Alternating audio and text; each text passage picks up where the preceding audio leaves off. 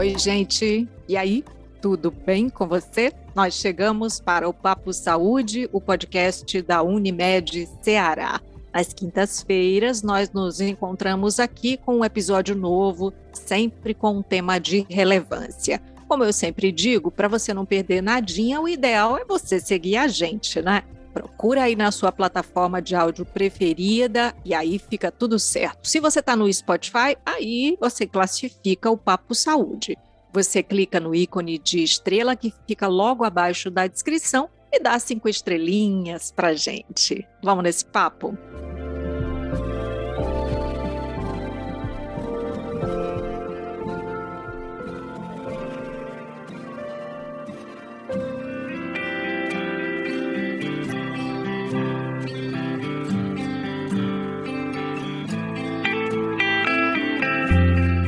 Você sabia que o planejamento familiar é um direito assegurado na Constituição? Uma lei federal de 1996 regulamenta o planejamento familiar, que deve ser garantido pelo governo. As pessoas devem ser livres para decidir sobre ter ou não ter filhos. Além de informação, deve ser garantido o acesso a métodos anticoncepcionais, desde que seja uma escolha. Muitas pessoas desconhecem o próprio corpo e não têm controle sobre sua saúde. Nosso papo de hoje lança luz sobre esse tema ao trazer informação sobre os métodos contraceptivos. E quem vai conversar com a gente hoje é a médica ginecologista e obstetra e sexóloga Sabrina Forte. Olá, bem-vinda. Oi, Maísa, tudo bem? Um prazer estar por aqui. Obrigada pelo convite. A gente tem muito para conversar, eu tenho muitas perguntas, você não tem noção, viu, Sabrina? E eu nem gosto de tagarelar.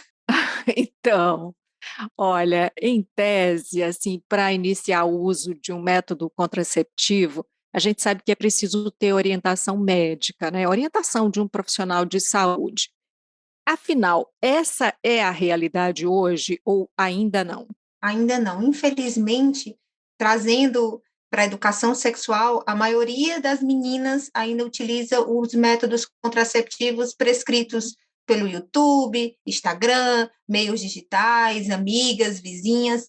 Poucas têm essa liberdade de chegar no médico ginecologista de fácil acesso. Começa essa conexão da cliente com o profissional e dos pais trazerem, levarem, orientarem. Se eu não tenho pais que foram informados e educados, eles não vão transmitir isso para os seus filhos. Então, a gente ainda vê adolescentes engravidando sem um planejamento, sem responsabilidade, fora quando existem intercorrências, como a gente viu nos últimos dias, de gestações em crianças, por exemplo, casos de abuso sexual, estupro. Então, quando a gente fala de planejamento familiar, é uma cascata em dominó. Eu trabalho com todos os âmbitos envolvendo a sexualidade. E, infelizmente, né, é um tema que ainda é tabu. Parece mentira que isso acontece, né, no século XXI, no ano de 2022. Então, vamos começar assim, do comecinho, né? O que é método contraceptivo? A definição dele até chega a ser colocada numa caixinha que é como se fosse só para evitar filhos. E hoje a gente utiliza os tratamentos hormonais, desde a menopausa, desde para tratamento de acne, desde para controle menstrual, TPM, para pensando também no planejamento familiar. E isso a gente consegue até separar na história os tipos de métodos contraceptivos que foram aparecendo, as vias. A gente tem como, eu sempre comparo com os alunos como se fosse um shopping. Eu tenho muitas opções. Então, talvez uma calça de uma loja X caiba em você, a forma é boa, o preço é bacana. Talvez em mim não seja uma boa aquisição. Então, eu tenho todos os métodos possíveis para praticamente todo mundo. E aí a consulta ela vai fazer uma maneira personalizada. Quem é essa cliente? O que é que ela está buscando? Quais são os limites? Quais são os efeitos colaterais? O que é que ela tem de passado? O que é que ela, até onde ela pode investir, que ela quer investir? E aí o ginecologista, o profissional da saúde, que também é capacitado para isso, ele começa a decidir em conjunto para onde a gente pode ir. Não, vamos por esse caminho, a gente tem 2, 3 opções, o que, é que você prefere? E isso não é uma decisão fixa. A gente pode ir moldando e remoldando, e reanalisando esses acordos com o método, desistindo dele, tentativa e erro, tentativa e acerto.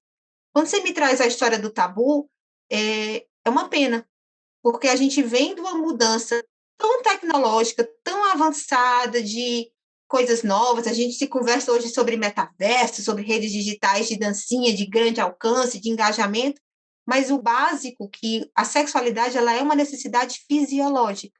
Do mesmo jeito que eu tenho a diurese ao fazer xixi, eu tenho as excreções ao evacuar, eu sinto fome, eu sinto sede, existe um desejo sexual. E isso começa na infância.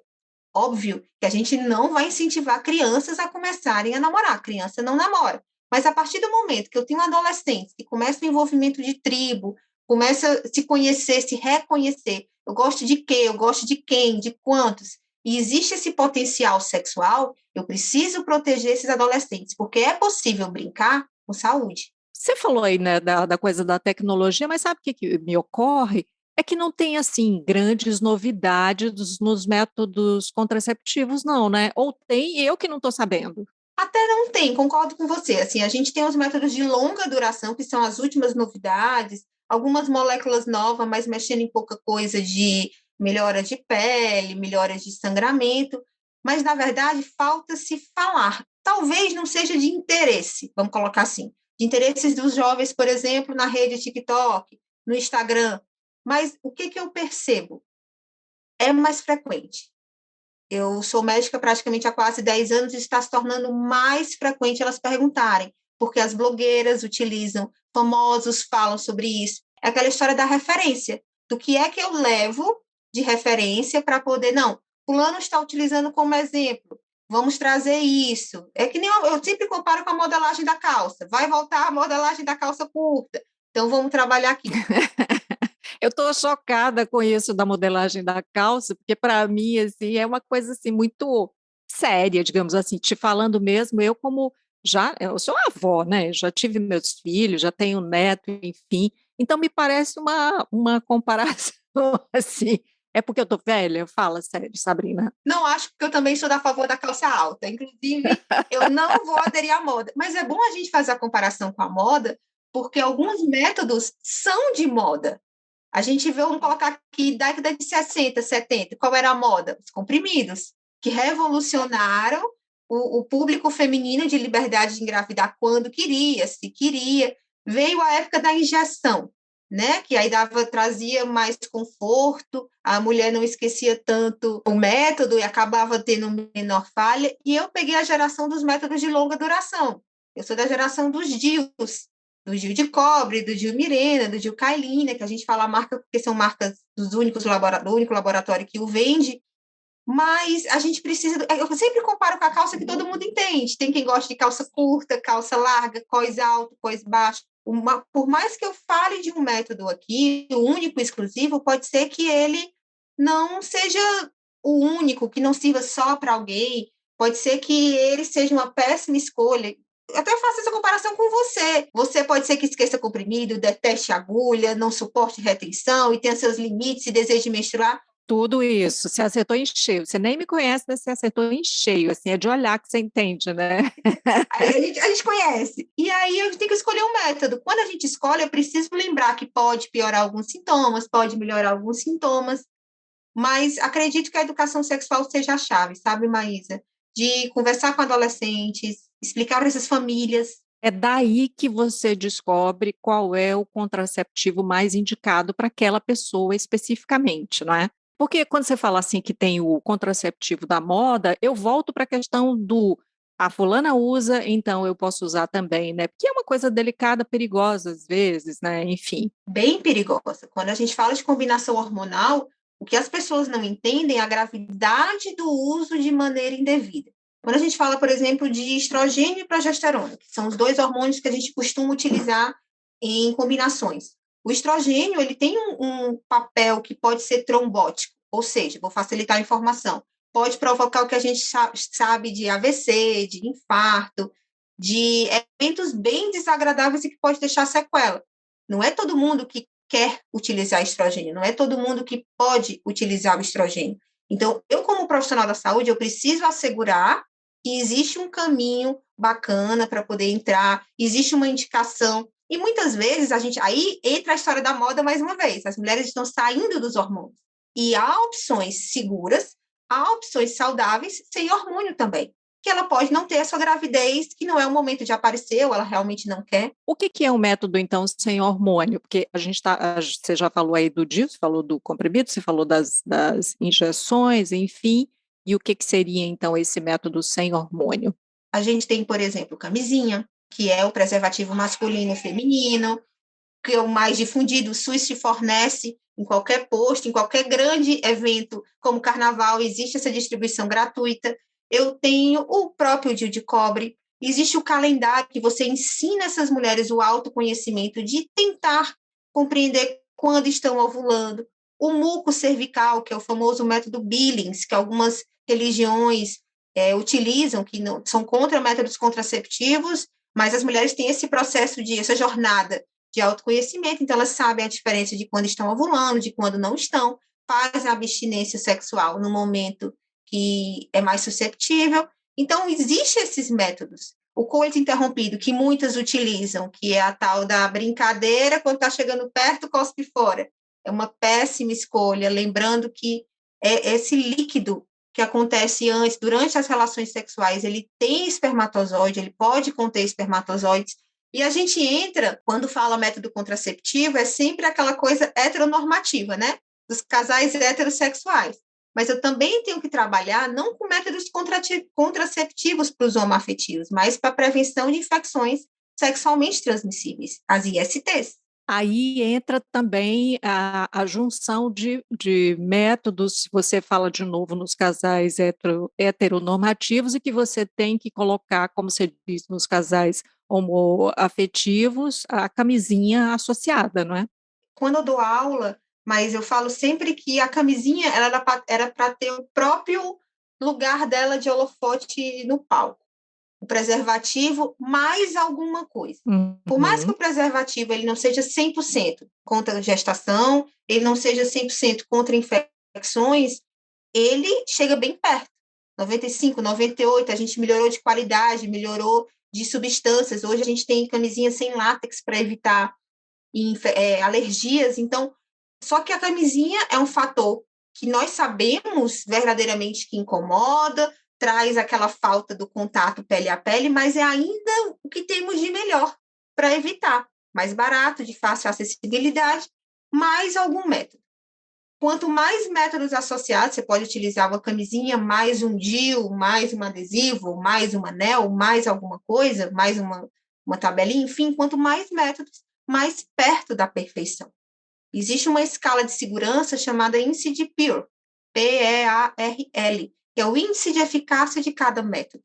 E aí você percebe que o mais seguro deles é o implante do braço subdérmico, chamado Implanon, que chega comparado, ele é mais seguro que a laqueadura tubária, creia.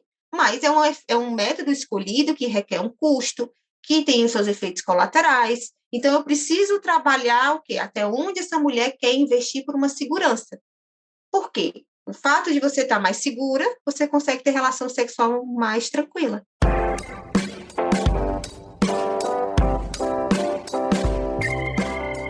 Tem método indicado por faixa etária? Tem. Tem pensando, por exemplo, no adolescente. Cheia de coisa na cabeça, cheia de questões, de conflitos e de esquecimento. A gente opta por oferecer para essas famílias métodos de longa duração primeiro. DIU de cobre, DIU Mirena, DIU Kailina ou Implanon no braço. Quando a gente fala de longa duração, são métodos que duram de 3 anos como Implanon, 5 anos como Kailina ou Mirena, 10 anos como DIU de cobre. Eu evito dar a chance dessa menina esquecer o comprimido. Eu pegar uma adolescente de 15, 16 anos, orientar o comprimido que ela não pode esquecer. O ideal é que ela tome naquele mesmo período.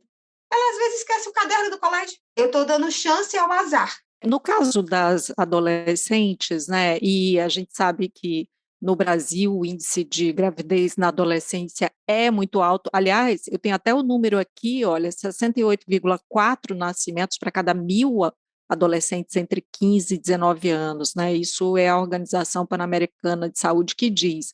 Quase 50% a mais do que a média mundial, que é estimada em 46, né? Então, eu não vou nem para a pergunta básica que eu quero fazer para você, Eu vou antes pelo prático que a gente está colocando aqui dos métodos, né? O DIU é recomendado para as mulheres que nunca tiveram filhos, né? Enfim. Sim, super recomendado. Existe um mito em cima dessa informação de mulheres que não tiveram filhos, não conseguem ou não podem colocar o DIU. Isso é uma inverdade. É possível. A única contraindicação que a gente tem para o DIU são os úteros que possuem alguma malformação, que a gente chama milleriana, uma malformação. O útero tem só uma parte dele, só uma banda, tem um formato de coração, tem um septo dentro. Essas malformações não existe segurança que me autorize a colocar um DIU. O resto, tudo é possível. Inclusive, Maís, a gente utiliza também, em mulheres na menopausa, o DIU como adjuvante na terapia hormonal. Então, quando eu falo métodos contraceptivos, muito em breve isso vai mudar o termo de métodos hormonais, que eu posso utilizar para menstruação, para miomatose, para climatério, não só para evitar filhos. Entendi. Você sabe que o tempo todo a gente está falando, desde a adolescente até a mulher na menopausa, que aí é uma outra questão, como você acabou de dizer, mas o tempo inteiro a gente está falando, colocando ali a responsabilidade sobre as mulheres, né? A família dessa menina, o tempo todo, né? Então, vamos falar de responsabilidade dos homens? Qual deve ser a participação do parceiro, do cônjuge nessas decisões? Fundamental, que a gente vem do patriarcado machista. Essa é a realidade cultural, social dos últimos anos. Então, quando eu falo da responsabilidade familiar, eu incluo esse pai, ou esse padrasto, ou esse avô, ou esse responsável legal, eu incluo esse professor, eu incluo esse médico, todos os homens ao redor desta menina. Mas quando eu falo de responsabilidade, porque nós somos os adultos, inclusive a sociedade, o estatuto, o Estado, da mesma forma que se bate muito nos crimes sexuais, como pedofilia, como estupro, abuso sexual, a gente precisa bater também em coisas tão simples, como sustentabilidade, como higiene, como saneamento básico, e faz parte do controle de natalidade os métodos contraceptivos. Eu preciso, primeiro, desmistificar na cabeça deste homem que não é falar de métodos contraceptivos que eu estou incentivando a relação sexual precoce. Falar de sexo não incentiva a fazê-lo. Pelo contrário, estudos sexuais mostram que quanto mais eu falo de sexo nessas famílias, mais eu protejo esses meninos e essas meninas de abusos, de relações ruins, de más experiências. Eu começo a falar de uma coisa que não precisa ser um tabu, não precisa ser um medo. Então, quando eu vejo que eu estou naquela faixa etária, que a minha filha começa a ter a primeira relação sexual, e o meu filho começa a ter a primeira ejaculação, você vê que tem a ereção noturna, começa a se interessar por outras pessoas, é a hora de você educar. A gente bate muito de levar a menina para o ginecologista, mas cadê aquela prevenção dos meninos e adolescentes levarem ao urologista? Como sexóloga, eu atendo homens e mulheres, meninos e meninas. Eu faço esse trabalho nas redes sociais de também trazer esses garotos. Da mesma forma que eu preciso evitar filhos, é fundamental que a gente ensine-os a se relacionar, porque aí entra a pornografia, né? É, e o que que a gente faz para mudar os números, né, da gravidez precoce, que tira as meninas da sala de aula, que faz com que elas tenham menor rendimento, menor capacidade, possibilidade de entrar na universidade, elas vão ganhar menos depois, não é? Falando, né, educando num primeiro momento. Conversando. O poder da palavra começa na educação sexual. Meu avô tinha uma frase genial, que ele dizia que a gente pouco consegue mudar quem já nasceu. A gente tem que mudar os que estão para nascer. Eu tenho que fazer um trabalho de formiguinha com essas famílias de 30, 40, 50 anos, de tirar da rigidez de que não se fala de sexo, de que é sujo, de que é pecado, de que do tradicionalismo. Eu posso sim trazer a religião para algumas casas, mas eu preciso falar de educação sexual. Eu preciso, a escola ela ajuda, mas a base é a família. A base é onde se insere esse adolescente, é a primeira referência, é o primeiro exemplo. Não só adolescente, criança. Eu levanto a bandeira de você conversar com essa criança desde os 3, 4 anos. Começou a contactar, começa a conversar, falar sobre o corpo, denominar os órgãos genitais, dar liberdade de ensinar como toma banho, de começar a prevenir contra os abusos. E aí começa o interesse, existe a descoberta do prazer.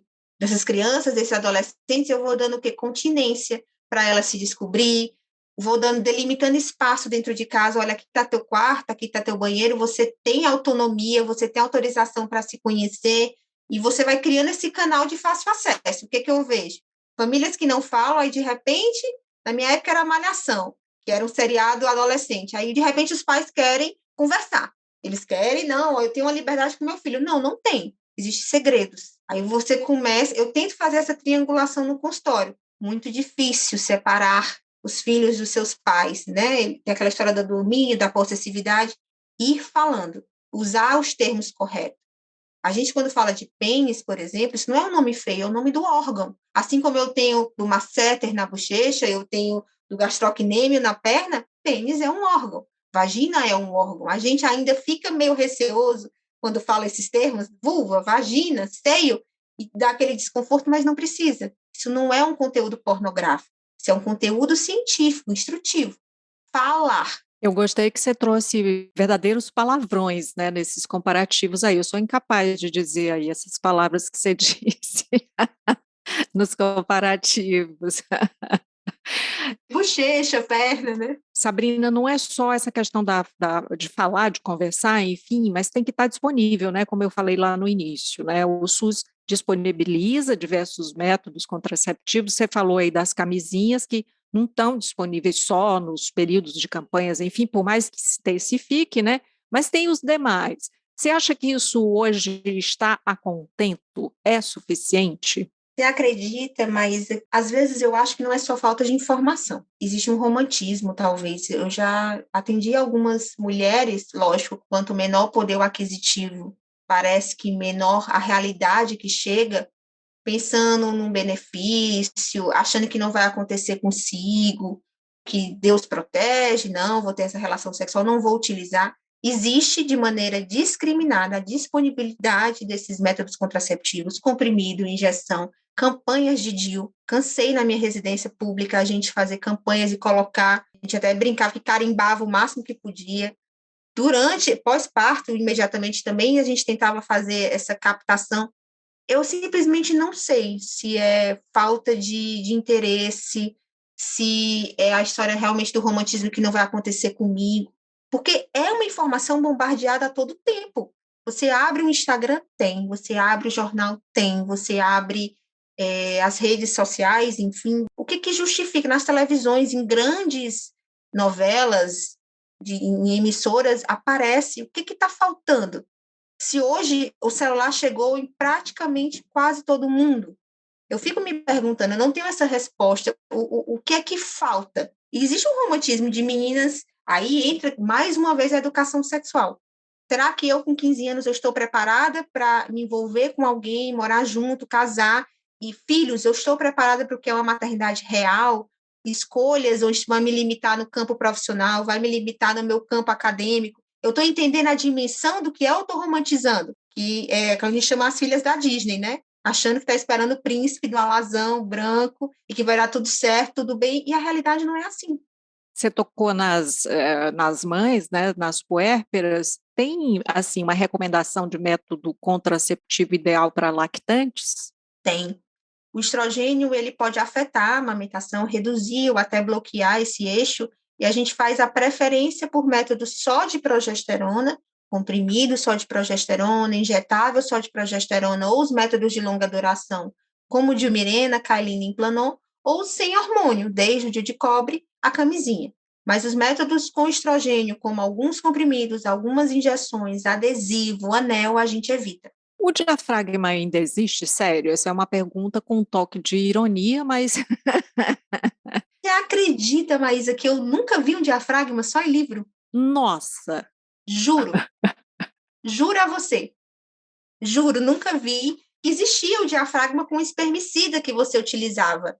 O que que mudou? Hoje eu vejo que o diafragma mudou para o velho e bom disco menstrual. o que que é o disco menstrual? É aquela tabelinha assim que você olha? Não, eu não sei o que que é um disco menstrual. O disco menstrual parece um diafragma que você coloca no período menstrual. Ele faz, é como se fosse um mini balde, vamos colocar assim, que você insere, você coloca na vagina, retira na vagina depois de 8, 12 horas, Durante o período menstrual, você lava, é reutilizável, você evita utilizar absorventes. Ah, é o coletorzinho. É o coletor, mas o coletor parece um copinho. É, O disco menstrual, ele é menos profundo e um pouco maior de diâmetro. Parece um diafragma, literalmente. entendi. Camisinha feminina também não pegou, né? A camisinha feminina, primeiro que ela é o triplo do preço.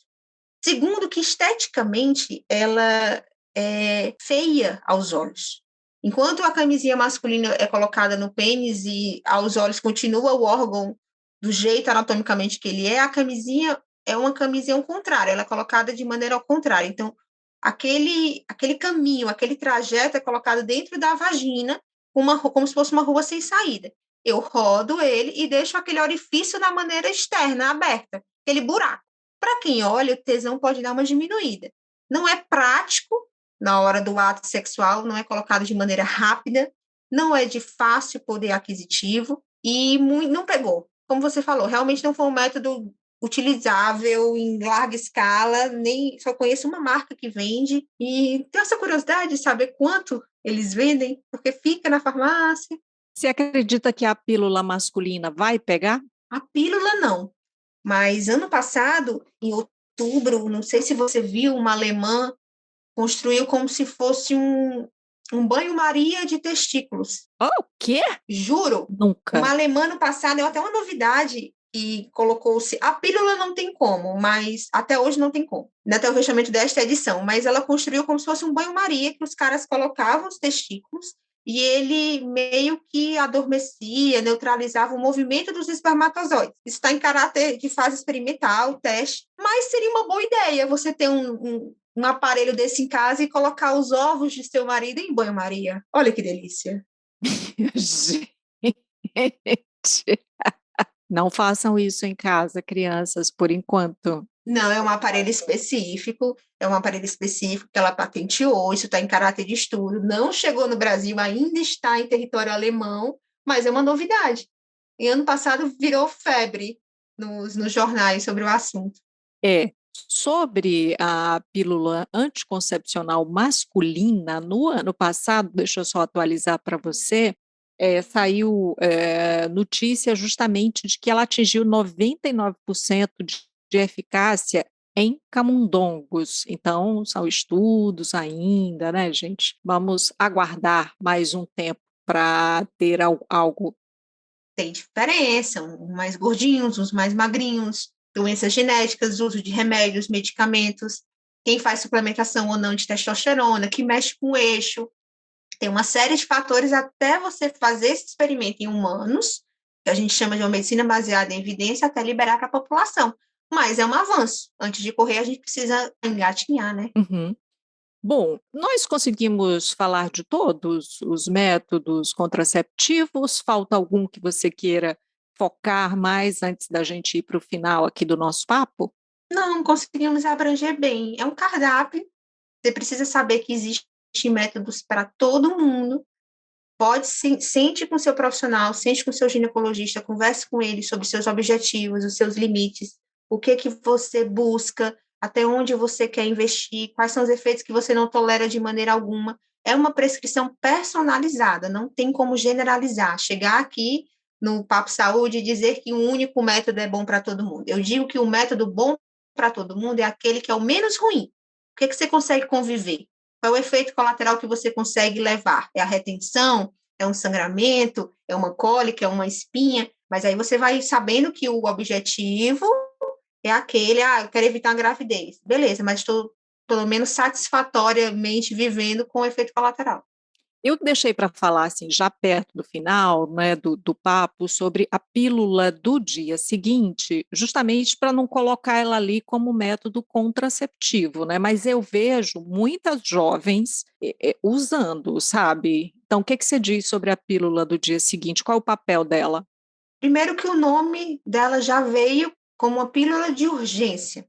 A pílula de levonorgestrel, que é a pílula do dia seguinte, ou a pílula de emergência, é uma das maneiras que eu tenho para tentar ou evitar a ovulação, que ela não aconteça, para atrasar a ovulação, eu vou com mecanismos como engrossar o muco, evitar que esse espermatozoide suba nesse útero, eu vou deixar o ambiente mais agressivo. Quanto mais perto das 72 horas, apesar que dizem que você pode utilizar até 120, mas quanto mais perto dessa relação sexual, mais eficaz ela é. Mas também não é 100%, é o que justifica mulheres que engravidaram mesmo com a pílula do dia seguinte, basta ela já ter ovulado. Então, a pílula não serviu praticamente de nada. Mas usam primeiro de maneira indiscriminada, como se fosse um método contraceptivo, transei sem proteção, vou ali, uso a pílula do dia seguinte, não causa resistência, não causa, diminui a eficácia com o decorrer do uso, mas é uma carga hormonal, como se fosse uma bala de canhão para eu matar aquela formiga. Existem efeitos colaterais como retenção, mudança de humor, cefaleia, enxaqueca, e não é só a pílula do dia seguinte, eu também posso utilizar o DIU de cobre como método, a inserção dele nos próximos 5 dias, essa relação sexual, como método para evitar, porque o DIU, ele faz um processo inflamatório, eu vou tornar aquele ambiente bem hostil para evitar a junção do espermatozoide do óvulo. Mas a pílula do dia seguinte, ela tem que ser seu último tiro, a carta na manga. E mesmo assim, sabendo que ela não é 100%, é o que eu bato sempre. Nenhum método é 100%. Aliás, o único método é não ter relação sexual hétero. Aí você não engravida, de fato. Só para fechar os definitivos, né? Fechar a fábrica, laqueadura e vasectomia, são considerados métodos contraceptivos ou eles também estão fora, como eu deixei aqui para o final? São considerados porque são cirurgias que eu corto o mecanismo natural do processo, da coisa. Só que a gente tem que lembrar que são cirurgias irreversíveis. Ninguém deve ir para uma laqueadura ou para uma vasectomia pensando numa reversão. Primeiro que 30% costuma funcionar. A maioria, uma vez, não funciona. Depende também da técnica utilizada. A laqueadura você pode dar só um lacinho, mas tem alguns profissionais, e esse eu me incluo, a gente arranca a trompa, a gente tira 2 cobrinhas para não ter o perigo de reincidência, delas recanalizarem, delas se juntarem. Mas eu sempre converso com elas que não seja uma decisão nem de sexta-feira nem de segunda. Tem que ser uma decisão trabalhada, conversada. Mesmo se você trocar de parceria, se você melhorar de vida, você ainda deseja filhos, se esse casal titubear, doutora, talvez, não são métodos para você. Vamos para outras escolhas para não haver arrependimento. E não é incomum, não é infrequente. A lei vem mudando. Com o patriarcado e o machismo, a parceria masculina tinha que assinar para a mulher fazer a sua laqueadura. A parceria feminina tinha que assinar para esse marido fazer a vasectomia. Nós somos o dono dos nossos corpos. É o que autoriza, por exemplo, uma mulher sem filhos e sem companheiro fazer sua laqueadura. Existe jurisprudência. Se ela está segura dessa decisão, eu posso fazer. Muito bem. E para a gente concluir, o que Sabrina Forte, com os seus 10 anos de experiência, de consultório, gostaria de dizer, deixar dito aqui, para fechar esse papo sobre métodos contraceptivos? Tudo que vocês forem escolher, sentem com um profissional de confiança. Do mesmo jeito que a obstetrícia é um casamento, o ginecologista precisa casar com a sua cliente e vice-versa. Tem que ter uma relação de intimidade, de vínculo, precisa ter confiança. Porque existe a prescrição, se não houver a adesão, nada feito. Todo método que você escolher tem um lado bom e um lado ruim. Não pense na perfeição, o que é aquilo que é menos ruim que você consegue conviver. E sempre que quiser, você pode repensar suas escolhas. Perfeito. Sabrina Forte, muito obrigada por ajudar a gente a entender desse tema, a falar dessa forma assim tão fácil, né, de chegar junto. Muito obrigada, até a próxima. Eu que agradeço o convite. Muito obrigada, gente. E assim nós chegamos ao final do episódio de hoje do Papo Saúde. Eu lembro que o episódio foi gravado de forma remota e que por isso a qualidade do som pode não ser a ideal e a que nós gostaríamos de entregar a você. Não esquece de seguir a gente na sua plataforma de streaming favorita. Se você está no Spotify, aproveita para classificar o Papo Saúde. E claro, compartilha esse episódio para mais pessoas, para fazer esse assunto chegar mais longe. Se você está no YouTube, se inscreve no nosso canal, assim você passa a receber notificação sempre que tiver episódio novo por aqui. Cuidar de você, esse é o plano. Você pode entrar em contato com a Unimed Ceará pelos perfis oficiais no Instagram e Facebook ou pelo site acessando www.unimedceara.com.br. Esse podcast é desenvolvido pela Leme Digital. Até a próxima. Saúde!